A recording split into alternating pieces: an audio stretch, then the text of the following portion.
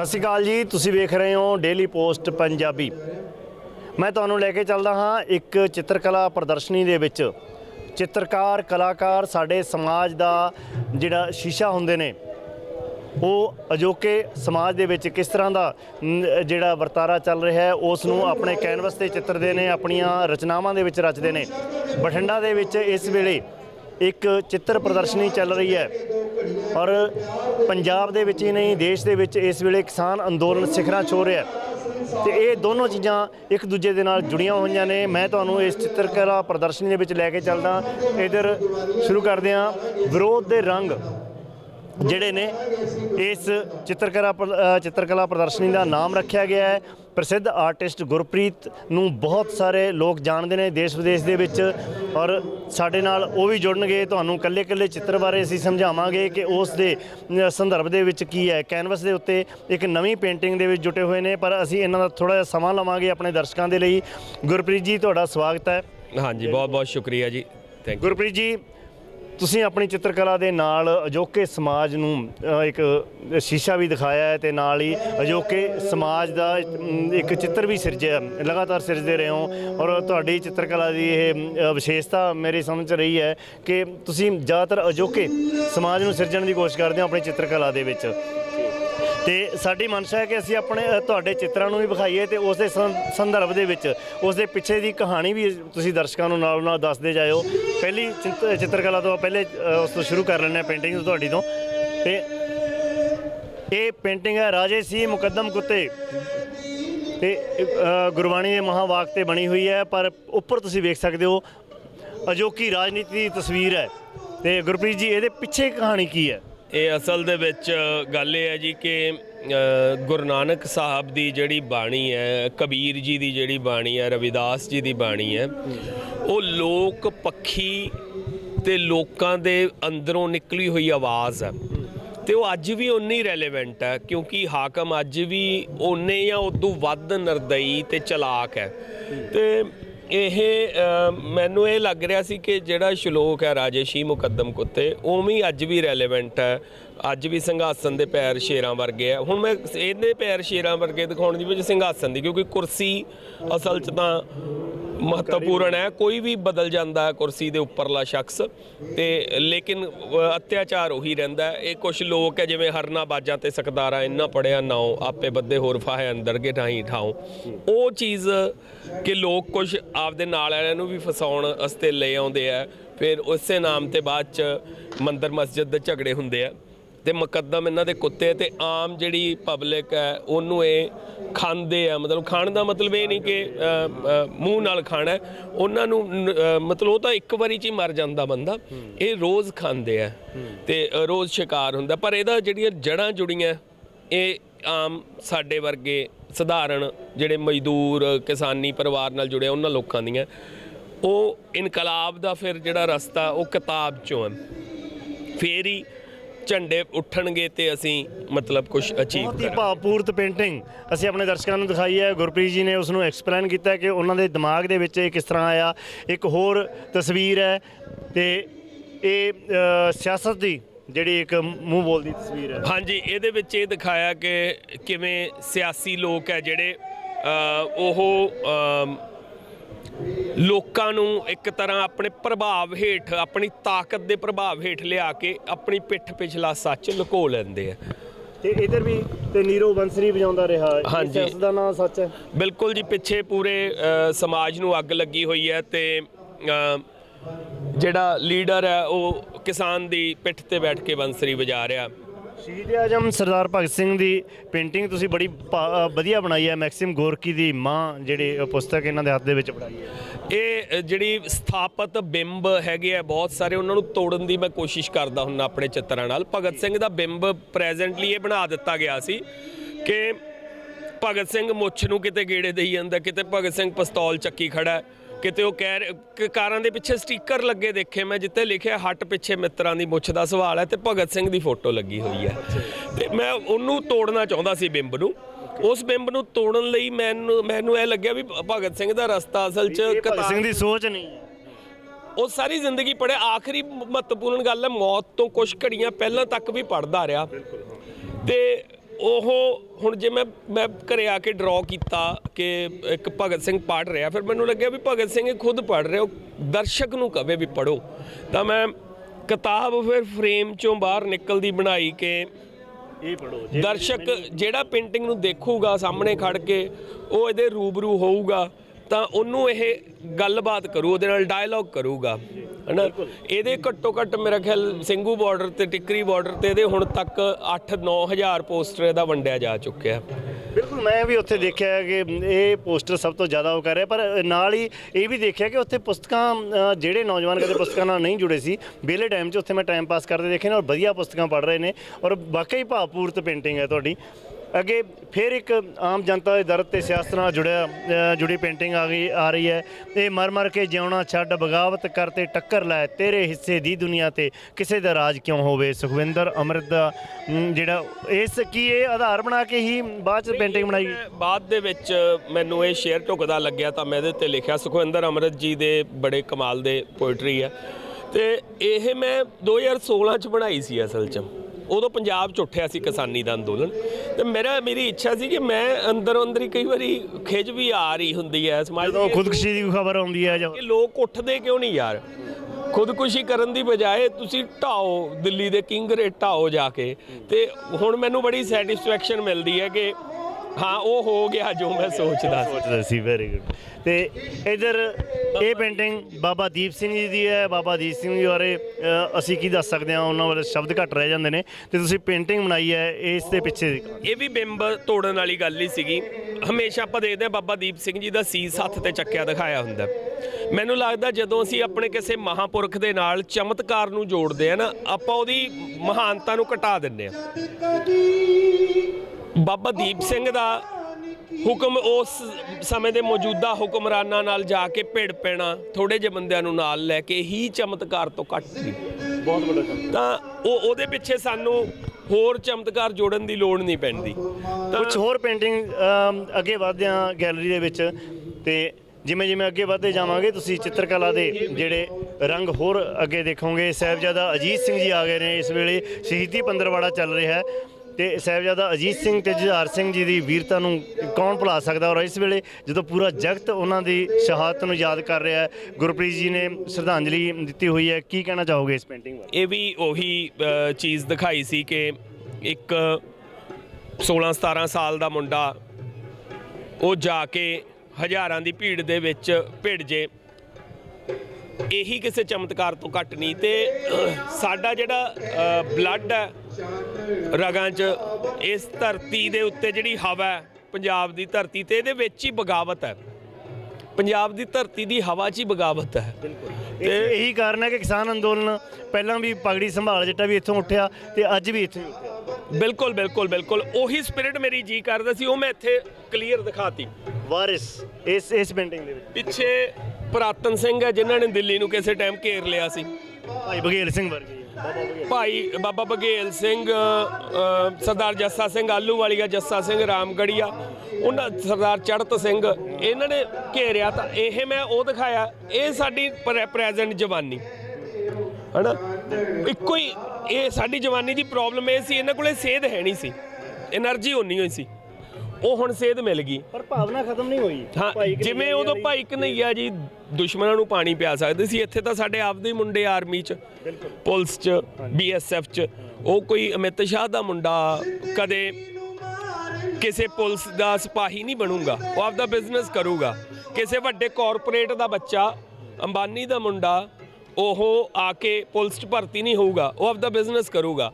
ਜਿਹੜਾ ਸਧਾਰਨ ਸਾਡੇ ਮਜ਼ਦੂਰ ਦਾ ਬੱਚਾ ਜਾਂ ਕਿਸਾਨ ਦਾ ਬੱਚਾ, ਉਹੀ ਸਿਪਾਹੀ ਹੋਊਗਾ। ਉਹਨਾਂ ਨੂੰ ਤਾਂ ਸਾਡਾ ਪਾਣੀ ਪਿਆਉਣਾ ਬਣਦਾ ਹੀ ਸੀ, ਉਹਨਾਂ ਦੀ ਮਜਬੂਰੀ ਹੈ ਉਹ ਹੁਣ। ਪਰ ਗੁਰਪ੍ਰੀਤ ਜੀ ਇਸ ਚੀਜ਼ ਨੇ ਨਾ ਦਿੱਲੀ ਵਾਲਿਆਂ ਨੂੰ ਵੀ ਕੀਲ ਕੇ ਰੱਖਿਆ ਹੋਇਆ। ਮੈਂ ਉੱਥੇ ਲੋਕਾਂ ਨਾਲ ਗੱਲਬਾਤ ਕੀਤੀ ਤਾਂ ਉਹ ਕਹਿੰਦੇ ਸੀ ਵੀ ਆਹ ਚੀਜ਼ ਤਾਂ ਸਾਨੂੰ ਪਤਾ ਹੀ ਨਹੀਂ ਸੀ, ਪੰਜਾਬੀਆਂ ਦੇ ਇਹ ਗੁਣ ਸਿਰਫ ਅਸੀਂ ਪੜ੍ਹੇ ਸੀ, ਪਰ ਇਹ ਨਹੀਂ ਪਤਾ ਸੀ ਵੀ ਉਹ ਅੱਜ ਵੀ ਸੰਭਾਲੇ ਹੋਏ ਨੇ। ਅਗਲੀ ਪੇਂਟਿੰਗ ਦੀ ਗੱਲ ਕਰਦੇ ਹਾਂ। ਇਹ ਹਿੰਦੀ ਚਾਦਰ ਗੁਰੂ ਤੇਗ ਬਹਾਦਰ ਜੀ ਦੀ ਪੇਂਟਿੰਗ ਤੁਸੀਂ ਬਣਾਈ ਹੈ, ਇਹਦੇ ਪਿਛਲੀ ਇਹ ਵੀ ਬਿੰਬ ਬਦਲਣ ਦੀ ਇੱਛਾ ਸੀ ਮੇਰੀ। ਗੁਰੂ ਤੇਗ ਬਹਾਦਰ ਜੀ ਦੀ ਹਮੇਸ਼ਾ ਤਸਵੀਰ ਬਣਦੀ ਅੱਖਾਂ ਮੀਚੀਆਂ ਹੋਈਆਂ ਦੀ। ਮੈਨੂੰ ਲੱਗਦਾ ਸੀ ਕਿ ਜਦੋਂ ਭਾਈ ਦਿਆਲੇ ਦੀ ਸ਼ਹੀਦੀ ਹੋਈ ਹੋਣੀ ਹੈ, ਮਤੀਦਾਸ ਸਤੀਦਾਸ ਜੀ ਦੀ ਸ਼ਹੀਦੀ ਹੋਈ ਹੋਣੀ, ਉਹਨਾਂ ਦੀਆਂ ਅੱਖਾਂ ਦੇ ਸਾਹਮਣੇ ਕੋਹ ਕੇ ਮਾਰਤੇ, ਜਿਉਂਦੇ ਸਾੜ ਕੇ ਮਾਰਤੇ, ਆਰੇ ਨਾਲ ਚੀਰਤਾ। ਉਹਨਾਂ ਨੂੰ ਇਹ ਲੱਗਿਆ ਹੋਣਾ ਕਿ ਹੁਣ ਇਹਨਾਂ ਦਾ ਜਿਹੜਾ ਰਹਿਬਰ ਹੈ ਡਰ ਜੂ। ਮੈਨੂੰ ਨਹੀਂ ਲੱਗਦਾ ਕਿ ਉਦੋਂ ਗੁਰੂ ਸਾਹਿਬ ਅੱਖਾਂ ਬੰਦ ਕਰਕੇ ਬੈਠੇ ਹੋਣਗੇ ਜਦੋਂ ਉਹਨਾਂ ਨੇ ਕਿਹਾ ਹੋਣਾ, ਆਖਰੀ ਸਵਾਲ ਕੀਤਾ ਹੋਣਾ ਹੱਥ 'ਚ ਸਾਹਮਣੇ ਤੇਗ ਫੜ ਕੇ, ਤੇ ਉਦੋਂ ਉਹਨਾਂ ਦੀਆਂ ਅੱਖਾਂ 'ਚ ਅੱਖਾਂ ਪਾ ਕੇ ਉਹਨਾਂ ਨੇ ਇਹ ਗੱਲ ਆਖੀ ਹੋਣੀ ਹੈ ਕਿ ਭੈ ਕਾਹੂ ਕੋ ਦੇਤ ਨਹਿ ਪੈ ਮਾਨਤ ਆਨ, ਕਿ ਨਾ ਅਸੀਂ ਕਿਸੇ ਨੂੰ ਭੈ ਦਿੰਨੇ ਆ ਤੇ ਭਾਈ ਕਿਸੇ ਤੋਂ ਭੈ ਮੰਨਦੇ ਵੀ ਨਹੀਂ। ਉਹ ਮੈਂ ਉਹਨਾਂ ਦੇ ਚਿਹਰੇ ਤੇ ਨਿਡਰਤਾ ਦਿਖਾਉਣ ਲਈ ਇਹ ਪੇਂਟਿੰਗ ਬਣਾਈ ਸੀ। ਬੜਾ ਕਮਾਲ ਪੇਂਟਿੰਗ ਹੈ ਤੁਹਾਡੀ। ਗੁਰੂ ਸਾਹਿਬ ਦਾ ਜਿਸ ਤਰ੍ਹਾਂ ਦਾ ਮਤਲਬ ਚਿਹਰਾ ਦਿਖਾਉਣ ਦੀ ਕੋਸ਼ਿਸ਼ ਕੀਤੀ ਗਈ ਹੈ, ਹੂ ਲੱਗਦਾ ਕਿ ਬਿਲਕੁਲ ਇਸੇ ਤਰ੍ਹਾਂ ਦੇ ਹਾਵ ਭਾਵ ਉਹਨਾਂ ਦੇ ਰਹੇ ਹੋਣਗੇ, ਕਿਉਂਕਿ ਜਿਸ ਤਰ੍ਹਾਂ ਦਾ ਜੀਵਨ ਰਿਹਾ ਇੱਧਰ ਜਲਾਦ ਦੀ ਬਾਂਹ ਦੇ ਉੱਤੇ ਜਿਸ ਤਰ੍ਹਾਂ ਦਿਖਾਇਆ ਗਿਆ ਹੈ, ਬਾਲ ਤੱਕ ਦੇ ਨੂੰ ਕਿਵੇਂ ਬਾਲ ਜਿਹੜੇ ਨੇ ਉਹ ਵੀ ਕਿਵੇਂ ਚਿੱਤਰੇ ਗਏ ਨੇ, ਬਹੁਤ ਹੀ ਪ੍ਰਸ਼ੰਸਾਯੋਗ ਕੰਮ ਹੈ ਤੁਹਾਡਾ। ਔਰ ਮੈਂ ਵੀ ਇਸ ਤਰ੍ਹਾਂ ਦੀ ਤਸਵੀਰ ਗੁਰੂ ਸਾਹਿਬ ਦੀ ਪਹਿਲੀ ਵਾਰੀ ਦੇਖੀ ਹੈ। ਆਮ ਕਰਕੇ ਜਿਹੜੀਆਂ ਨੇ ਉਹ ਧਿਆਨ ਦੇ ਵਿੱਚ ਮਗਨ ਦਿਖਾਏ ਗਏ ਨੇ, ਕਿਉਂਕਿ ਤਿਆਗ ਦੀ ਮੂਰਤੀ ਵੀ ਸੀ ਪਰ ਤੇਗ ਦੇ ਵੀ ਤਾਂ ਨਹੀਂ ਸੀਗੇ, ਤੇ ਬਾਅਦ 'ਚ ਔਰ ਤੇਗ ਤੋਂ ਡਰੇ ਵੀ ਨਹੀਂ, ਇਹ ਵੀ ਗੱਲ ਹੈ। ਤੇ ਇਹ ਕਰੰਟ ਅਫੇਅਰ 'ਤੇ ਆ ਗਈ ਜਦੋਂ ਲੋਕਾਂ ਦੀ ਆਵਾਜ਼ ਨੂੰ ਦਬਾਉਣ ਦੀ ਕੋਸ਼ਿਸ਼ ਕੀਤੀ ਜਾਂਦੀ ਹੈ ਨਾ, ਤੇ ਇਹਦੇ ਬਾਰੇ ਵੀ ਦੱਸਿਓ। ਗੌਰੀ ਲੰਕੇਸ਼ ਬਾਰੇ ਸੈਲੂਟ। ਗੌਰੀ ਲੰਕੇਸ਼, ਪੱਤਰਕਾਰ ਗੌਰੀ ਲੰਕੇਸ਼ ਦੀ ਹੱਤਿਆ ਹੋਈ ਸੀ, ਉਸ ਤੋਂ ਬਾਅਦ ਇਹ ਪੇਂਟਿੰਗ ਇਹਨਾਂ ਨੇ ਬਣਾਈ ਹੈ ਗੁਰਪ੍ਰੀਤ ਜੀ ਨੇ। ਤੇ ਤੁਸੀਂ ਵੇਖ ਸਕਦੇ ਹੋ ਕਿਸ ਤਰ੍ਹਾਂ ਇੱਕ ਸਿਆਸਤਦਾਨ ਦਾ ਸੰਕੇਤਕ ਚਿੰਨ੍ਹ ਬਣਾ ਕੇ ਗੌਰੀ ਲੰਕੇਸ਼ ਦੇ ਕਿਵੇਂ ਬੰਨ੍ਹ ਕੇ ਗੋਲੀ ਮਾਰੀ ਜਾ ਰਹੀ ਹੈ, ਔਰ ਕਿਸ ਤਰ੍ਹਾਂ ਸੈਲਫੀਜ਼ ਲਈਆਂ ਜਾ ਰਹੀਆਂ ਨੇ, ਫੋਟੋਆਂ ਲਈਆਂ ਜਾ ਰਹੀਆਂ ਨੇ। ਕਾਫੀ ਕੁਛ ਇਸ ਤਸਵੀਰ ਦੇ ਪਿੱਛੇ ਸਭ ਹੈ। ਗੁਰਪ੍ਰੀਤ ਜੀ ਆਪ ਹੀ ਐਕਸਪਲੇਨ ਕਰਨਗੇ। ਗੁਰਪ੍ਰੀਤ ਜੀ ਇਹ ਪੇਂਟਿੰਗ ਨੂੰ ਥੋੜ੍ਹਾ ਐਕਸਪਲੇਨ ਕਰੋ। ਜਿਵੇਂ ਪਾਸ਼ ਕਹਿੰਦਾ ਨਾ, ਜੇ ਤੁਹਾਡੀ ਇਹ ਗੁੰਡਿਆਂ ਦੀ ਜਿਹੜੀ ਸਲਤਨਤ ਹੈ ਤੇ ਇਹਦਾ ਨਾਗਰਿਕ ਹੋਣ ਤੇ ਮੈਂ ਥੁੱਕਦਾ। ਭਾਰਤ ਨੂੰ ਤਾਂ ਮੈਂ ਬਹੁਤ ਪਿਆਰ ਕਰਦਾ, ਪਰ ਤੁਹਾਡੀ ਜੇ ਗੁੰਡਿਆਂ ਦੀ ਸਲਤਨਤ ਹੈ। ਕਹਿਣਾ ਚਾਹੂੰਗਾ ਬੜਾ ਵਧੀਆ ਐਕਸਪਲੇਨ ਚੱਲ ਰਿਹਾ, ਥੁੱਕਦੇ ਦਿਖਾਏ ਹੈ ਗੌਰੀ ਲੰਕੇਸ਼, ਗੋਲੀ ਲੱਗਦੀ। ਹੁਣ ਗੌਰੀ ਲੰਕੇਸ਼ ਇਸ ਧਰਤੀ ਨੂੰ ਤਾਂ ਪਿਆਰ ਕਰਦੀ ਸੀ, ਪਰ ਉਹ ਗੁੰਡਿਆਂ ਦੀ ਸਲਤਨਤ ਤੇ ਥੁੱਕਦੀ ਸੀ। ਗੁੰਡਿਆਂ ਦੀ ਸਲਤਨਤ ਦਾ ਮਤਲਬ ਭਾਰਤ ਨਹੀਂ ਹੈ। ਉਹ ਉਹਨਾਂ ਦੀ ਇੱਕ ਸਰਕਾਰ ਹੈ ਜਿਹੜੀ ਉਹਨਾਂ ਨੇ ਬਾਏ ਹੁੱਕ ਔਰ ਕਰੁੱਕ ਬਣਾ ਲਈ। ਇਹ ਪਹਿਲਾਂ ਥੁੱਕ ਰਹੀ ਹੈ, ਫਿਰ ਉਹਦੇ ਵੱਲ ਗੋਲੀ ਜਾ ਰਹੀ ਹੈ। ਪਰ ਇਹ ਜਿਹੜਾ ਮੀਡੀਆ ਚੌਥਾ ਥੰਮ ਹੁੰਦਾ ਡੈਮੋਕ੍ਰੇਸੀ ਦਾ, ਇਹੋ ਜਿਹੇ ਲੋਕ ਸਾਬਤ ਕਰ ਰਹੇ ਆ। ਪਿਛਲੇ ਹੋਰ ਜਿਹੜੇ ਲੇਖਕ ਮਰ ਗਏ, ਮਾਰ ਦਿੱਤੇ ਗਏ, ਉਹ ਸਰੀਰ ਮਾਰੇ ਹੈ ਨਾ, ਉਹਨਾਂ ਦੀਆਂ ਜਿਹੜੀਆਂ ਸੋਲ ਹੈ, ਸੋਲ ਤੋਂ ਭਾਵ ਆਤਮਾ ਕੋਈ ਨਹੀਂ, ਸੋਲ ਤੋਂ ਭਾਵ ਥਾਟ ਉਹਨਾਂ ਦਾ। ਭਗਤ ਸਿੰਘ ਕਹਿੰਦਾ ਨਾ, ਹਵਾ ਮੇ ਰਹੇਂਗੀ ਮੇਰੇ ਖਿਆਲ ਕੀ ਬਿਜਲੀਆਂ, ਇਹ ਮੁਸ਼ਤੇ ਖਾਕ ਹੈ ਫਾਨੀ ਰਹੇ ਨਾ ਰਹੇ।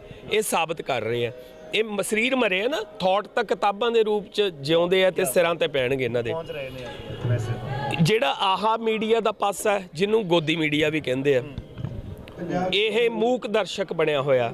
ਜਿਹੜੀ ਸਾਡੀ ਜਵਾਨੀ ਸੀਗੀ ਉਹ ਵੇਚਣ ਲਈ ਖਬਰਾਂ ਬਣਾ ਆਪਦੇ ਜਵਾਨੀ ਸੀ ਜਿਹੜੀ, ਉਹ ਸੈਲਫੀ ਦਾ ਮਤਲਬ ਇਹ ਹੁੰਦਾ ਸੈਲਫ, ਆਪਦੇ ਤੇ ਕੇਂਦਰਿਤ ਹੋ ਜਾਣਾ।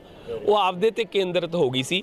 ਪਰ ਜਿਹੜੀ ਪ੍ਰੈਜ਼ੈਂਟ ਟਾਈਮ ਤੇ ਅੰਦੋਲਨ ਚੱਲ ਰਿਹਾ, ਉਹਨੇ ਜਵਾਨੀ ਨੇ ਬਹੁਤ ਸਾਰੇ ਲਾਂਭੇ ਲਾਤੇ। ਘੱਟੋ ਘੱਟ ਆਪਣੇ ਉੱਤਰ ਭਾਰਤ ਦੀ ਜਵਾਨੀ ਜਿਹੜੀ ਆ ਉਹ ਲਾਂਭੇ ਲਾ ਰਹੀ ਹੈ। ਤੇ ਹੁਣ ਅਸੀਂ ਅੱਗੇ ਜਿਹੜਾ ਗੁਰਪ੍ਰੀਤ ਜੀ ਦੀ ਜਿਹੜੀ ਕਾਰਟੂਨ ਪ੍ਰਦਰਸ਼ਨੀ ਹੈ ਉਹਦੇ ਵਿੱਚ ਦਾਖਲ ਹੁੰਦੇ ਹਾਂ। ਇਹ ਪੇਂਟਿੰਗ ਪ੍ਰਦਰਸ਼ਨੀ ਦੇਖੀ ਹੈ ਸ਼ਾਇਦ ਤੁਸੀਂ, ਜੇ ਤੁਸੀਂ ਇਹ ਪ੍ਰਦਰਸ਼ਨੀ ਨਹੀਂ ਦੇਖੀ ਤਾਂ ਕੁਛ ਨਹੀਂ ਦੇਖਿਆ। ਤੇ ਕਾਰਟੂਨ ਪ੍ਰਦਰਸ਼ਨੀ ਦੇ ਵਿੱਚ ਦਾਖਲ ਹੁੰਦੇ ਹਾਂ। ਕਾਰਟੂਨ ਜਿਹੜੇ ਨੇ ਉਹ ਸਾਨੂੰ ਇੱਕ ਇਹੋ ਜਿਹਾ ਛੋਟਾ ਜਿਹਾ ਕਾਰਟੂਨ ਇੱਕ ਐਡਾ ਵੱਡਾ ਮੈਸੇਜ ਦੇ ਜਾਂਦਾ ਕਿ ਪੂਰਾ ਅਖਬਾਰ ਨਹੀਂ ਹੁੰਦਾ। ਅਖਬਾਰਾਂ ਦੇ ਵਿੱਚ ਤੁਸੀਂ ਦੇਖਦੇ ਹੋ ਕਾਰਟੂਨ ਕੋਨਾ ਹੁੰਦਾ ਹੈ, ਪਰ ਉਹ ਕਾਰਟੂਨ ਕੋਨਾ ਇੰਨਾ ਅਹਿਮ ਹੁੰਦਾ ਕਿ ਜਦੋਂ ਕਿਸੇ ਅਖਬਾਰ ਦੇ ਵਿੱਚੋਂ ਖਤਮ ਹੁੰਦਾ ਤਾਂ ਲੱਗਦਾ ਉਸ ਦੀ ਆਤਮਾ ਕੱਢ ਲਈ ਗਈ। ਤੇ ਬਹੁਤ ਸਾਰੇ ਵੱਡੇ ਕਾਰਟੂਨਿਸਟ ਰਹੇ ਨੇ ਭਾਰਤ ਦੇ ਵਿੱਚ, ਜਿਨ੍ਹਾਂ ਨੇ ਆਪਣੇ ਕਾਰਟੂਨ ਦੇ ਰਾਹੀਂ ਸਿਆਸਤਦਾਨਾਂ ਨੂੰ ਇੰਨਾ ਕਟੋਚਿਆ ਕਿ ਉਹਨਾਂ ਨੂੰ ਜ਼ਬਰ ਦਾ ਸ਼ਿਕਾਰ ਵੀ ਹੋਣਾ ਪਿਆ। ਗੁਰਪ੍ਰੀਤ ਜੀ ਵੀ ਕਾਰਟੂਨ ਦੇ ਉੱਤੇ ਵੀ ਆਪਣਾ ਹੱਥ ਅਜਮਾਉਂਦੇ ਨੇ ਲਗਾਤਾਰ। ਗੁਰਪ੍ਰੀਤ ਜੀ, ਪਹਿਲੇ ਕਾਰਟੂਨ ਤੋਂ ਸ਼ੁਰੂ ਕਰਦੇ ਹਾਂ। ਇਹ ਸਭ ਗੋਲਮਾਲ ਹੈ ਬਾਈ, ਸਭ ਗੋਲਮਾਲ ਹੈ, ਇਹਦਾ ਅਰਥ ਸਮਝਾਓਗੇ ਦਰਸ਼ਕਾਂ ਨੂੰ ਸਾਡੇ ਨੂੰ? ਹਾਂਜੀ, ਇਹ ਜਿਹੜਾ ਥੱਲੇ ਸਾਡਾ ਇੱਕ ਯੂਥ ਬੈਠਾ ਦਿਖਾਇਆ, ਉਹ unemployment, illiteracy, poverty, woman safety, falling GDP, ਇਹਨਾਂ ਚੀਜ਼ਾਂ ਨਾਲ ਵਿਚਾਰਾ ਸਫਰ ਕਰ ਰਿਹਾ ਸੀ। ਪਰ ਜਿਹੜੀ ਸਰਕਾਰ ਹੈ ਉਹ ਪਾਕਿਸਤਾਨ, ਦੇਸ਼ ਧਰੋਹੀ, ਸੀਏ, ਆਤੰਕਵਾਦੀ, ਕਸ਼ਮੀਰ 370 ਨਏ ਜਿਹੜੇ ਫਾਰਮ ਲਾਜ਼, ਇਹਨਾਂ ਚੀਜ਼ਾਂ 'ਚ ਉਲਝਾ ਰਹੀ ਹੈ, ਬੇਸਿਕ ਮੁੱਦਿਆਂ ਤੋਂ ਭਟਕਾ ਰਹੀ। ਪਰ ਅਸਲ ਦੇ ਵਿੱਚ ਇਹਦੀਆਂ ਡੋਰੀਆਂ ਕਿਹਦੇ ਹੱਥਾਂ 'ਚ, ਉਹ ਅਸਲੀ ਸੱਚ ਆ ਹੈ। ਉਦਯੋਗਪਤੀਆਂ ਦੇ ਹੱਥ ਜਿਹੜੀ ਆ ਸਰਕਾਰ ਦੀ ਡੋਰੀ ਦਿਖਾਈ ਹੈ, ਆਮ ਪਬਲਿਕ ਹੈ, ਸਰਕਾਰਾਂ ਨੇ, ਔਰ ਜਿਹੜੇ ਕਮਾਂਡ ਕਰ ਰਹੇ ਨੇ ਸਾਡੀਆਂ ਸਰਕਾਰਾਂ ਨੂੰ, ਉਹਨਾਂ ਨੇ ਦਿਖਾਇਆ, ਬਾਖੂਬੀ ਚਿੱਤਰਿਆ ਇਸ ਕਾਰਟੂਨ ਦੇ ਵਿੱਚ। ਅੱਗੇ ਦੇਸ਼ ਜਲ ਰਿਹਾ ਹੈ ਔਰ ਨੀਰੋ ਜ਼ੁਬਾਨਬੰਦੀ ਕਹਿ ਲਓ, ਸਮਝ ਲਓ ਕਿ ਜਿਹੜੀ ਉਹ ਮੁੱਦੇ ਸੀਗੇ ਉਹ ਇੱਕ ਤਰ੍ਹਾਂ ਨਾਲ ਇਹ ਜਿਵੇਂ ਅੱਗ ਲੱਗੀ ਹੋਵੇ ਦੇਸ਼ ਨੂੰ। ਇੱਥੇ ਇਹ ਲਿਖਿਆ ਨੀਰੋ ਜਲ ਰਿਹਾ ਹੈ ਔਰ ਦੇਸ਼ ਜਲ ਰਿਹਾ ਔਰ ਨੀਰੋ ਜ਼ੁਬਾਨਬੰਦੀ ਕਰ ਰਿਹਾ ਹੈ, ਤੇ ਸਾਡੇ ਵੀ ਇੱਥੇ ਨੀਰੋ ਹੈਗੇ ਆ ਜਿਹੜੇ ਅੱਗੇ बहुत ही भावपूर्ण जी है एक पेंटिंग कह लो आ गई है। अब बता हाकिम हमें कैसे जुदा करेगा। सरकार नूं एक करड़ा संदेश है किसान ते जवान जो ने, क्योंकि ਜਿਹੜਾ ਸਰਹੱਦਾਂ ਤੇ ਬੈਠਾ ਉਹ ਕਿਸਾਨ ਦੇ ਹੀ ਪੁੱਤਰ ਹੈ, ਤੇ ਜਿਹੜਾ ਦਿੱਲੀ ਦੇ ਬਾਰਡਰ ਤੇ ਆਪਣੀ ਮੰਗ ਲੈ ਕੇ ਬੈਠਾ ਉਹ ਖੁਦ ਕਿਸਾਨ ਹੈ। ਗੱਲ ਕਰਦੇ ਹਾਂ ਗੁਰਪ੍ਰੀਤ ਜੀ, ਐਕਸਪਲੇਨ ਕਰੋ ਥੋੜਾ ਜਿਹਾ। ਇਹ ਮੈਂ ਇਲਸਟ੍ਰੇਸ਼ਨ ਬਣਾਈ ਹੈ ਕੰਪਿਊਟਰ ਨਾਲ, ਜਿਹਦੇ 'ਚ ਸਾਡਾ ਜਿਹੜਾ ਜਵਾਨ ਹੈ ਤੇ ਸਾਡਾ ਕਿਸਾਨ ਉਹਨਾਂ ਨੂੰ ਇਕੱਠੇ ਦਿਖਾਇਆ। ਇਹਦੇ ਤੇ ਕੁਝ ਕੁ ਲੋਕਾਂ ਨੇ ਸਵਾਲ ਵੀ ਚੱਕਿਆ ਕਿ ਇਹਨੂੰ ਬਾਹਰ ਰਹਿਣ ਦਿਓ। ਮੈਂ ਕਿਹਾ ਵੀ ਜਾਂ ਤਾਂ ਜਾ ਕੇ ਪਾਸ 'ਚ ਲਾਲ ਬਹਾਦਰ ਸ਼ਾਸਤਰੀ ਨੂੰ ਕਹਿ ਦਿਓ ਨਾਰਾ ਵਾਪਸ ਲੈ ਲੈਣ, ਜੈ ਜਵਾਨ ਜੈ ਕਿਸਾਨ ਵਾਲਾ ਨਾਰਾ ਵਾਪਸ ਲੈ ਲੈਣ, ਮੈਂ ਚਿੱਤਰ ਵਾਪਸ ਲੈ ਲੈਣਾ, ਬਾਹਰ ਰਹਿਣ ਦੋ ਮਤਲਬ। ਜਾਂ ਫਿਰ ਉਹ ਜਿਹੜਾ ਕਿਸਾਨ ਦਿੱਲੀ 'ਚ ਧਰਨੇ ਤੇ ਬੈਠਾ ਸੀ ਤੇ ਉਹਦੇ ਪੁੱਤ ਨੇ ਬਾਰਡਰ ਤੇ ਜਾਨ ਗਵਾਤੀ, ਉਹਦੀ ਜਾਨ ਵਾਪਸ ਕਰ ਦਿਓ, ਮੈਂ ਇਹ ਵਾਪਸ ਲੈ ਲੈਣਾ। बहुत भावपूर्ण संदेश है जी। आगे काश ना भाई अब ना हम लठ बचावें बेकसूर चलावें बेकसूर किसानों पे, किसान के बेटे हैं, नौकरी हम देश की करते हैं, पगार काम करके लेते हैं, ये हरियाणा वाला हमारा बापू है, ये पंजाब वाला हमारा ताऊ, समझे। काले खेती कानून वापस लो। इधर किसान खड़े हुए ने, विचाले जवान खड़ा होया है और इधर सियासतदान दिखाए ने। की कहना चाहोगे? ਇਹ ਜਿਹੜੀ ਮੈਂ ਪਹਿਲਾਂ ਵੀ ਗੱਲ ਕਰਦਾ ਸੀ ਵੀ ਜਿਹੜੇ ਪੁਲਿਸ ਵਾਲੇ ਹੈ ਵੀਰ, ਉਹ ਵੀ ਕਿਸਾਨਾਂ ਦੇ, ਮਜ਼ਦੂਰਾਂ ਦੇ, ਕਰਮਚਾਰੀਆਂ ਦੇ, ਇਹਨਾਂ ਦੇ ਪੁੱਤ ਹੈ, ਤੇ ਇਹ ਹਰਿਆਣੇ ਵਾਲੇ ਤੇ ਪੰਜਾਬ ਦੀ ਏਕਤਾ ਜਿਹੜੀ ਹੋਈ ਹੈ ਉਹ ਵੀ ਮੈਂ ਸਿੰਬਲਾਈਜ਼ ਕੀਤੀ ਹੈ। ਇਹ ਵੀ ਨਾਲ ਕਈ ਚੀਜ਼ਾਂ ਪਾਖੇ ਦੇ ਵਿੱਚ ਫਿਰ ਇਕੱਠੇ ਮੈਂ ਇੰਟੈਂਗਲ ਕਰ। ਜ਼ਿਆਦਾਤਰ ਤੁਸੀਂ ਪੰਜਾਬ ਦੀ ਸਿਆਸਤ ਨੂੰ, ਪੰਜਾਬ ਦੇ ਮਾਹੌਲ ਨੂੰ ਚਿਤਰਿਆ, ਪਰ ਇੱਥੇ ਹਰਿਆਣਾ ਆ ਗਿਆ। ਹਰਿਆਣਾ ਕੇ ਦੋ ਗद्दार ਛੋਟਾ ਚੁਰਾਲਾ ਔਰ ਖੱਟਰ ਲਾਲ ਸਿੱਧਾ ਅਟੈਕ ਹੈ ਫਾਰਮਰਜ਼ ਬਲੈਕ ਐਕਟ। ਇਹ ਮੈਂ ਬਣਾਇਆ ਜੀ ਦਿੱਲੀੋਂ ਆ ਕੇ। ਉੱਥੇ ਮੈਨੂੰ ਹਰਿਆਣੇ ਵਾਲੇ ਵੀਰ ਮਿਲੇ, ਉਹਨਾਂ ਨੇ ਮੈਨੂੰ ਕਿਹਾ ਕਿ भाई साहब हम आपके ना देखते हैं कार्टून पर आप गलत बात करते हो। मैनू लग्या वो मैनू कहणगे भी मैं क्यों बनाना बीजेपी दे या मतलब सरकारों के खिलाफ क्यों बनाना। वो कहते आप अकेले पंजाब वाले या दिल्ली वाले लीडरों के बनाते हो, हमारे वाले दो हैं उनके खिलाफ भी बनाओ।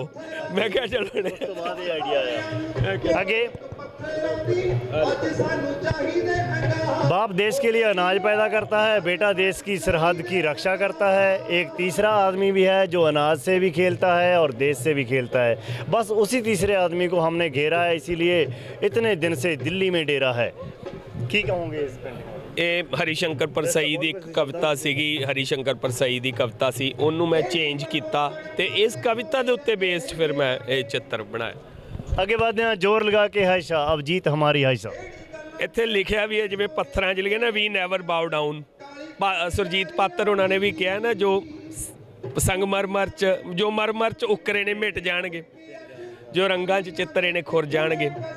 ਹੁਣ ਇਹ ਇਹਨਾਂ ਨੂੰ ਵਹਿਮ ਹੋ ਗਿਆ ਵੀ ਸਾਡੀ ਗੱਲ ਤਾਂ ਪੱਥਰ ਤੇ ਲਕੀਰ ਹੈ, ਪਰ ਇਹਨਾਂ ਨੂੰ ਇਹ ਨਹੀਂ ਪਤਾ ਕਿ ਪੱਥਰ ਤੇ ਲਕੀਰਾਂ ਵੀ ਮਿਟਾਈਆਂ ਜਾ ਸਕਦੀਆਂ, ਪੱਥਰ ਤੋੜੇ ਜਾ ਸਕਦੇ ਹੈ। ਸਦਾਮ ਹੁਸੈਨ ਵਰਗਿਆਂ ਦੀਆਂ ਸਲਤਨਤਾਂ ਜਿਹੜੀਆਂ ਨੇ ਇਸ ਤਰ੍ਹਾਂ ਬੁੱਤ ਟੁੱਟ ਜਾਂਦੇ ਨੇ। ਬਿਲਕੁਲ ਕਹਿੰਦੇ ਆ ਨਾ ਕਿ ਸਭ ਤਖਤ गिराए जाएंगे, सब ताज उछाले जाएंगे। सही बात है। ये पब्लिक है, सब जानती है। ਇਹਦੇ ਬਾਰੇ ਇਹ ਤੁਸੀਂ ਥੋੜਾ ਜਿਹਾ ਧਿਆਨ ਨਾਲ ਦੇਖੋ, ਸਮਝਾਉਣਗੇ ਗੁਰਪ੍ਰੀਤ ਜੀ। ਇਹ ਜਿਹੜੀ ਸਰਕਾਰਾਂ ਦੇ ਜਿਹੜੇ ਪੰਜੇ ਆ ਉਹ ਕਿਸਾਨਾਂ ਨੂੰ ਕੁਚਲਣ ਦੀ ਕੋਸ਼ਿਸ਼ ਕਰ ਰਹੇ, ਉਹ ਵੀ ਗਾਂ ਕਿਸੇ ਦੇ ਅੰਡਰ ਕੰਮ ਕਰ ਰਹੀਆਂ ਉਦਯੋਗਪਤੀਆਂ ਦੇ। ਤੇ ਇੱਥੇ ਜਿਹੜੇ ਕਿਸਾਨ ਹੈ ਉਹ ਹਾਰ ਨਹੀਂ ਮੰਨ ਰਹੇ, ਉਹਨੇ ਵਿੱਚੋਂ ਵੀ ਆਪਦਾ ਪੰਜਾ ਖੜਾ ਕਰਤਾ ਸਰਕਾਰ ਦੇ ਖਿਲਾਫ। ਸ਼ਿਕਾਰ ਜਿਹੜੀ ਆਮ ਜਨਤਾ ਹੀ ਹੁੰਦੀ ਹੈ, ਹਾਲਾਂਕਿ ਸ਼ਿਕਾਰੀ ਕੋਈ ਹੋਰ ਦਿਖਦਾ ਤੇ ਸ਼ਿਕਾਰੀ ਕੋਈ ਹੋਰ ਹੈ। ਤੇ ਅੱਗੇ ਵਧਦੇ ਹਾਂ। ਇਹ ਤਾਂ ਸਿਰੇ ਹੀ ਲਾਤਾ ਤੁਸੀਂ। बिल्कुल स्टेट कहना मालिक अब किसानों ने मीटिंग में ये थमा दिया, अब आगे बताइए क्या हुक्म है। ਕਹਿੰਦੇ ਨੇ ਵੀ ਸਿੱਧੀ ਬਾਤ ਨੋ ਬਕਵਾਸ। ਉਵੇਂ ਕਲੀਅਰ ਕੀਤਾ ਕਿ ਭਾਈ ਇਹਨਾਂ ਦੇ ਗਾਂ ਮਾਲਕ ਕੋਈ ਹੋਰ ਹੈ, ਉਹਨਾਂ ਦੇ ਕੋਲੇ ਪਹੁੰਚੇ ਹੋਏ। ਮਨ ਕੀ ਬਾਤ ਦਾ ਖੁਲਾਸਾ ਕੀਤਾ ਕੀ ਹੈ, ਮਨ ਕੀ ਬਾਤ ਕਿੱਥੋਂ ਚੱਲਦੀ ਹੈ? ਇਹ ਇੰਡੀਪੈਂਡੈਂਸ ਕੁਐਸਚਨ ਖੜਾ ਕੀਤਾ ਰਾਸ਼ਟਰਵਾਦ ਦੇ ਨਾਮ ਤੇ, ਜਿਵੇਂ ਸਾਡਾ ਗਲਾ ਘੁੱਟਣ ਦੀ ਕੋਸ਼ਿਸ਼ ਕੀਤੀ ਜਾਂਦੀ ਹੈ। ਤੁਸੀਂ ਦੇਸ਼ 'ਚ ਮਹਿੰਗਾਈ ਵਧੀ ਹੋਵੇ, ਦੇਸ਼ ਦੇ ਵਿੱਚ ਨੌਕਰੀਆਂ ਨਾ ਮਿਲ ਰਹੀਆਂ ਹੋਣ, ਤੁਸੀਂ ਪਾਕਿਸਤਾਨ ਦਾ ਰੌਲਾ ਪਾ ਦਿਓ, ਤੁਸੀਂ ਹਿੰਦੁਸਤਾਨ ਜਿੰਦਾਬਾਦ ਦਾ ਨਾਰਾ ਲਾ ਦਿਓ, ਲੋਕਾਂ ਨੂੰ ਇਹ ਨਸ਼ੇ ਵਾਂਗੂ ਲੱਗਣ ਲੱਗ ਜਾਂਦਾ। ਰਾਸ਼ਟਰਵਾਦ ਤੇ ਵਿਅੰਗ ਹੈ, ਹਿੰਦੂਵਾਦ, ਰਾਸ਼ਟਰਵਾਦ, ਦੇਸ਼ਵਾਦ ਉਹ ਤਾਂ ਹੈ ਜੇ ਇਸ ਦੇਸ਼ ਦੇ ਲੋਕਾਂ ਨੂੰ ਨੌਕਰੀਆਂ ਮਿਲਣਗੀਆਂ, ਉਹਨਾਂ ਦਾ ਢਿੱਡ ਭਰੂਗਾ, ਇਸ ਦੇਸ਼ ਦੇ ਲੋਕਾਂ ਦਾ ਛੁਟਕਾਰਾ ਮਿਲੂ ਇਹਨਾਂ ਕਾਰਪੋਰੇਟਸ ਤੋਂ, ਫਿਰ ਦੇਸ਼ ਜਿੰਦਾਬਾਦ ਹੋਊਗਾ। बिल्कुल सही कहा। तो ऊपर वाला जानता है मन की बात है मित्रों, तुम्हारी क्या औकात है, ये मन की बात है व्यंग। ਇਹ ਬਿਲਕੁਲ ਅੱਜ ਵੀ ਅਸੀਂ ਇੱਥੇ ਥਾਲੀਆਂ ਵਜਾ ਕੇ ਮਨ ਕੀ ਬਾਤ ਦਾ ਵਿਰੋਧ ਕੀਤਾ, ਤੇ ਇਹ ਲੋਕਾਂ ਨੇ ਪੂਰਾ ਘੇਰਿਆ ਹੋਇਆ, ਪੂਰੇ ਹਿੰਦੁਸਤਾਨ ਤੋਂ ਕਿਸਾਨ ਇਕੱਠੇ ਹੋਏ, ਤਾਂ ਹੀ ਮੈਂ ਵੱਖ-ਵੱਖ ਦਿਖਾਇਆ, ਯੂਪੀ ਵਾਲਾ ਵੀ ਦਿਖਾਇਆ, ਰਾਜਸਥਾਨ ਵਾਲਾ, ਗੁਜਰਾਤ ਵਾਲਾ, ਪਰ ਸਾਡਾ ਜਿਹੜਾ ਹੈੱਡ ਹੈ ਉਹ ਢੋਂਗ ਕਰ ਰਿਹਾ ਸੌਣ ਦਾ। ਨੀਰੋ ਬੰਸੀ ਵੀ ਆ ਰਿਹਾ ਹਾਂ, ਤੇ ਕਿਉਂਕਿ ਉਹਦੇ ਉੱਤੇ ਮੈਨੂੰ ਕਿਸੇ ਨੇ ਕਿਹਾ ਕਿ ਜੇ ਕਿਸੇ ਦਾ ਪਰਿਵਾਰ ਨਹੀਂ ਗਾਂ ਹੈਗਾ, ਕਿਸੇ ਨੇ ਵਿਆਹ ਨਹੀਂ ਕਰਵਾਇਆ, ਤਾਂ ਉਹਨੂੰ ਪੈਸੇ ਦੀ ਕੀ ਲੋੜ ਹੈ? ਮੇਰਾ ਵੀ ਪਰਿਵਾਰ ਹੈ, ਮੈਂ ਤਾਂ ਵਿਆਹ ਕਰਾਇਆ ਹੋਇਆ ਨਾ, ਮੈਨੂੰ ਤਾਂ ਕੋਈ ਲਾਲਚ ਨਹੀਂ ਹੈਗਾ। ਅਸਲ 'ਚ ਪਰਿਵਾਰ ਦਾ ਲਾਲਚ ਦੇ ਨਾਲ ਕੋਈ ਸੰਬੰਧ ਨਹੀਂ, ਪਰਿਵਾਰ ਦਾ ਹੋਣਾ ਜਾਂ ਨਾ ਹੋਣਾ ਲਾਲਚ ਨਾਲ ਕੋਈ ਇੱਦਾਂ ਸੰਬੰਧ ਨਹੀਂ, ਸੰਬੰਧ ਮਾਨਸਿਕਤਾ ਨਾਲ। ਤੁਹਾਡੀ ਮਾਨਸਿਕਤਾ 'ਚ ਲਾਲਚ ਹੁੰਦਾ, ਤੁਹਾਡੀ ਮਾਨਸਿਕਤਾ ਦੇ ਵਿੱਚ ਕਰੂਰਤਾ ਹੁੰਦੀ ਆ। ਆ ਇੱਕ ਬਹੁਤ ਹੀ ਥੋੜੀ ਚਰਚਿਤ ਪੇਂਟਿੰਗ ਆ ਗਈ ਜੋ ਲਾਕਡਾਊਨ ਦੇ ਵਿੱਚ, ਮੇਰਾ ਖਿਆਲ ਹੈ ਵੀ ਤੁਹਾਡੀ ਸਭ ਤੋਂ ਜ਼ਿਆਦਾ ਚਰਚਿਤ ਪੇਂਟਿੰਗ ਰਹੀ ਹੋਊਗੀ ਇਹ, ਔਰ ਲਾਕਡਾਊਨ 'ਚ ਤਾਂ ਖਾਸ ਕਰਕੇ ਇਹ ਸਾਹਕਾਰ ਤੁਹਾਡਾ ਮੰਨਿਆ ਗਿਆ ਹੈ ਨਾ, ਤੇ ਇਹ 'ਤੇ ਆਪਣਾ ਇੱਕ ਪ੍ਰੋਗਰਾਮ ਵੀ ਹੋਇਆ ਸੀ ਅੱਧੇ ਘੰਟੇ ਦਾ, ਪਰ ਇਹਦੇ ਬਾਰੇ ਥੋੜ੍ਹਾ ਜਿਹਾ ਐਕਸਪਲੇਨ ਕਰ ਦਿਓ ਕਿ ਇਹ ਸੋਚ ਕਿਵੇਂ ਆਈ ਤੁਹਾਡੇ ਦਿਮਾਗ? ਇਹ ਜਦੋਂ ਲਾਕਡਾਊਨ 'ਚ ਮਜ਼ਦੂਰ ਘਰਾਂ ਨੂੰ ਜਾ ਰਹੇ ਸੀਗੇ, ਸਰਕਾਰਾਂ ਨੇ ਬਿਨਾਂ ਕੁਛ ਸੋਚੇ ਲਾਕਡਾਊਨ ਕਰਤਾ ਸੀ, ਤੇ ਉਹਨਾਂ ਨੂੰ ਮੈਂ ਲਾਹਨਤ ਪਾਉਣ ਲਈ ਇਹ ਬਣਾਈ ਸੀ ਕਿ ਦੇਖੋ ਤੁਸੀਂ, ਮੈਂ ਨਾਲ ਲਾਲ ਸਿੰਘ ਦਿਲ ਦੀ ਇੱਕ ਕਵਿਤਾ ਵੀ ਨਾਲ ਲਾਈਵ ਵੀ ਬਣਾ ਕੇ ਪਾਈ ਸੀਗੀ, ਉਹਦੀ ਕਵਿਤਾ ਵੀ, ਕਿ ਜਿਹੜੇ ਮਜ਼ਦੂਰ ਹੈ ਉਹਨਾਂ ਦੀ ਹਾਲਤ ਸ਼ੁਰੂ ਤੋਂ ਇਹ ਹੈ, ਪਰ ਹੁਣ ਉਹ ਹਾਲਤ ਐਕਸਪੋਜ਼ ਹੋ ਗਈ, ਪੈਰ ਇਹਨਾਂ ਦੇ ਸ਼ੁਰੂ ਤੋਂ ਉੱਚੜੇ ਹੋਏ ਆ, ਪਰ ਹੁਣ ਪੂਰੇ ਦੁਨੀਆ ਦੇ ਸਾਹਮਣੇ ਆ ਗਏ ਉੱਚੜੇ ਹੋਏ। ਇਸ ਲਾਕਡਾਊਨ ਨੇ ਉਹ ਪਰਦਾ ਚੱਕਤਾ, ਉਹਨਾਂ ਨੂੰ ਤੁਰੇ ਜਾਂਦੇ ਦਿਖਾਇਆ, ਨੰਗੇ ਪੈਰੀਂ ਤੁਰੇ ਜਾ ਰਹੇ ਆ, ਤੇ ਇਹਦੇ ਲਈ ਮੈਂ ਖੁਦ ਨੰਗੇ ਪੈਰ ਆਪਣੇ ਪੈਰਾਂ ਤੇ ਲਾਲ ਰੰਗ ਲਾ ਕੇ ਤੁਰਿਆ ਤਾਂ ਕਿ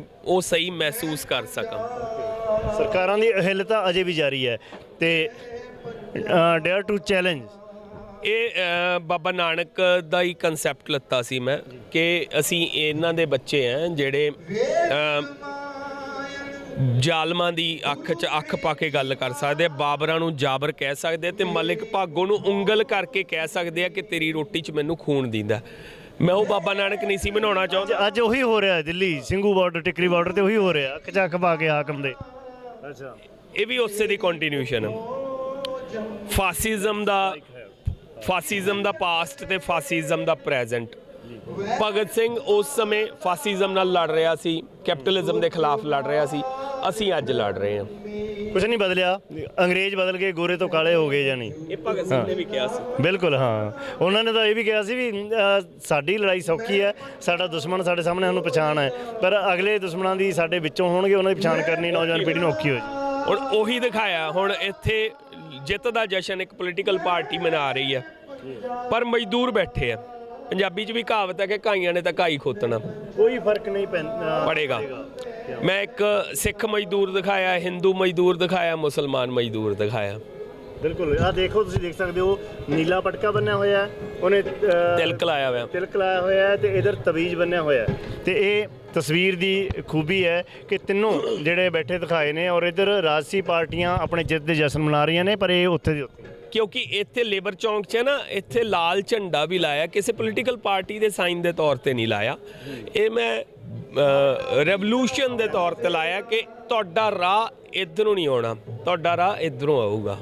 ਪਰ ਬਦਲ ਕੁਝ ਨਹੀਂ ਰਿਹਾ। ਇਹ ਲੇਬਰ ਚੌਂਕ ਜੋ ਬੈਠੇ ਨੇ ਸ਼ਹਿਰਾਂ ਦੇ ਵਿੱਚ ਉਸੇ ਤਰ੍ਹਾਂ ਹੀ ਬੈਠੇ ਨੇ ਤੇ ਇਹ ਮੀਡੀਆ ਦੇ ਉੱਤੇ ਇੱਕ ਟਾਕਸ ਆ ਗਿਆ ਵਿਦ ਲਵ ਫॉर ਗੋਦੀ ਮੀਡੀਆ।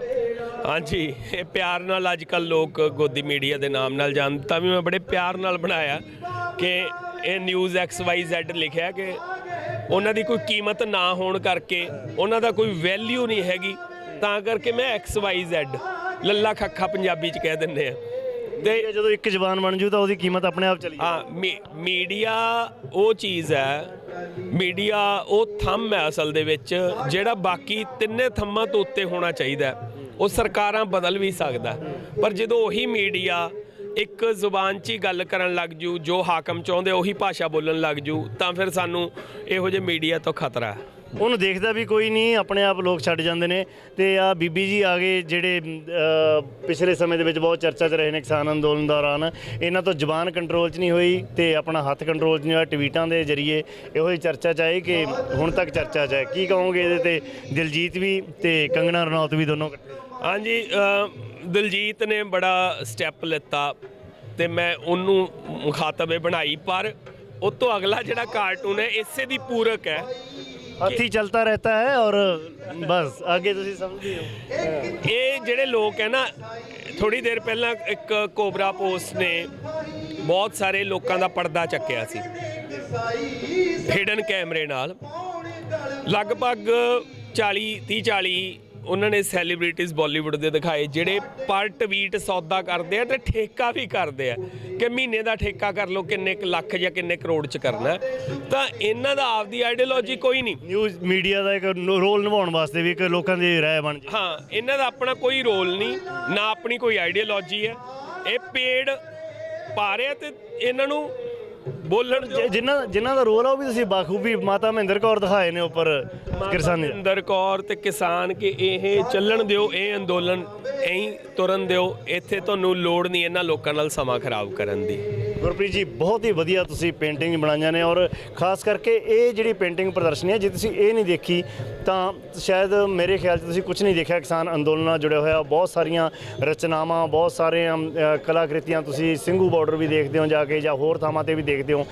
ਹਰ ਕਲਾਕਾਰ, ਹਰ ਸਾਹਿਤਕਾਰ ਆਪਣੇ ਆਪਣੇ ਤਰੀਕੇ ਨਾਲ ਯੋਗਦਾਨ ਪਾ ਰਿਹਾ ਹੈ ਤੇ ਉਸ ਯੋਗਦਾਨ ਨੂੰ ਜਿਹੜਾ ਕੁੱਲ ਮਿਲਾ ਕੇ ਜੇ ਆਂਕਿਆ ਜਾਵੇ ਤਾਂ ਗੁਰਪ੍ਰੀਤ ਸਿੰਘ ਦਾ, ਜੋ ਬਠਿੰਡਾ ਦੇ ਆਰਟਿਸਟ ਨੇ, ਇਹਨਾਂ ਦਾ ਯੋਗਦਾਨ ਬਹੁਤ ਨਿੱਘਰ ਉਹਦੇ ਵਿੱਚ ਮਹਿਸੂਸ ਹੁੰਦਾ ਹੈ। ਬਹੁਤ ਨਿੱਘਰ ਯੋਗਦਾਨ ਪਾਇਆ। ਤਸਵੀਰਾਂ ਦੀ ਜ਼ੁਬਾਨੀ ਅਸੀਂ ਉਹਨਾਂ ਨੇ ਸਮਝਾਉਣ ਦੀ ਕੋਸ਼ਿਸ਼ ਕੀਤੀ ਹੈ ਕਿ ਸਮਾਜ ਇਸ ਵੇਲੇ ਕਿਸ ਪਾਸੇ ਜਾ ਰਿਹਾ ਹੈ, ਕਿਸਾਨ ਅੰਦੋਲਨ ਕਿੱਥੋਂ ਉੱਠਿਆ, ਕਿਵੇਂ ਕਿਹੜੇ ਕਨਸੈਪਟ ਤੋਂ ਚੱਲਿਆ ਤੇ ਹੁਣ ਕਿੱਥੇ ਪਹੁੰਚ ਚੁੱਕਿਆ ਹੈ, ਇਸ ਦੀ ਸਫਲਤਾ ਕਿੱਧਰਲੇ ਪਾਸੇ ਹੈ, ਸਾਰਾ ਕੁਝ ਤੁਹਾਨੂੰ ਤਸਵੀਰਾਂ ਦੇ ਜ਼ਰੀਏ ਸਮਝਾਇਆ ਹੈ। ਇਸੇ ਤਰ੍ਹਾਂ ਦੀਆਂ ਹੋਰ ਦਿਲਚਸਪ ਰਿਪੋਰਟਾਂ ਲੈ ਕੇ ਅਸੀਂ ਤੁਹਾਡੇ ਨਾਲ ਬਣੇ ਰਹਾਂਗੇ। ਤੁਸੀਂ ਬਣੇ ਰਹੋ ਡੇਲੀ ਪੋਸਟ ਪੰਜਾਬੀ ਦੇ ਨਾਲ। ਕੈਮਰਾਮੈਨ ਪ੍ਰਦੀਪ ਰਾਜੂ ਦੇ ਨਾਲ ਧਰਮਚੰਦਰ, ਡੇਲੀ ਪੋਸਟ ਪੰਜਾਬੀ, ਬਠਿੰਡਾ।